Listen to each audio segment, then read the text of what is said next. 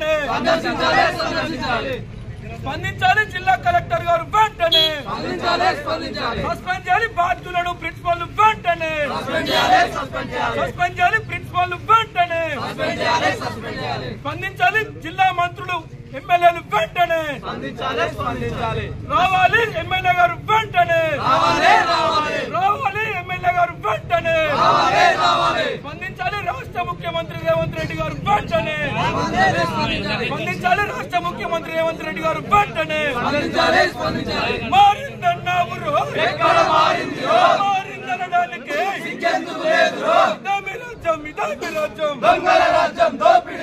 గురుకులాల పట్ల రాష్ట్ర ప్రభుత్వ నిర్లక్ష్యం వైఖరి గురుకులాల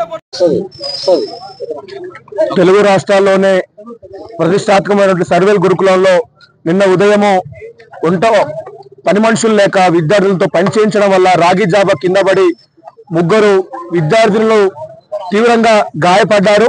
ఒకరు ప్రాణాపాయ స్థితిలో కొట్టుమిట్టాడుతూ ఉన్నారు. వారు కనీసం కూడా ఏమీ తెలియని వయసులో వాళ్ళను ఈ రాష్ట్ర ప్రభుత్వం యొక్క చర్యల వల్ల ఈరోజు దుస్థితిలో ఉన్నారు. ఈరోజు రాష్ట్ర ముఖ్యమంత్రి గారు గురుకులాల విషయంలో పేపర్ పంటలు మాత్రమే పేపర్లలో మేము గురుకులాలను కార్పొరేట్ విద్యా సంస్థలో తయారు చేస్తామని చెప్తా ఉన్నారు. కానీ క్షేత్రస్థాయిలో చూసుకుంటే ఇక్కడ సమస్యల కేంద్రంగా గురుకులాల విద్యార్థులు మనకు కనిపిస్తా ఉన్నాయి.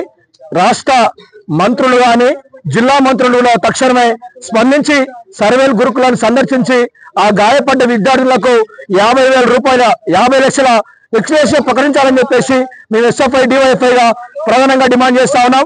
అదే రకంగా ఇక స్థానికంగా ఉన్నటువంటి సర్వేల్ ప్రిన్సిపల్ విద్యార్థుల పట్ల నిర్లక్ష్యంగా వ్యవహరిస్తూ వారి యొక్క పట్ల వాళ్ళ ఇబ్బందులు గురయ్యేస్తూ ఉన్నారు. కాబట్టి ఈ బాధ్యతను వహించి ప్రిన్సిపాల్ తక్షణమే సస్పెండ్ చేయాలని చెప్పేసి ఎస్ఎఫ్ఐ డివైఎఫ్ఐగా మేము డిమాండ్ చేస్తా ఉన్నాము.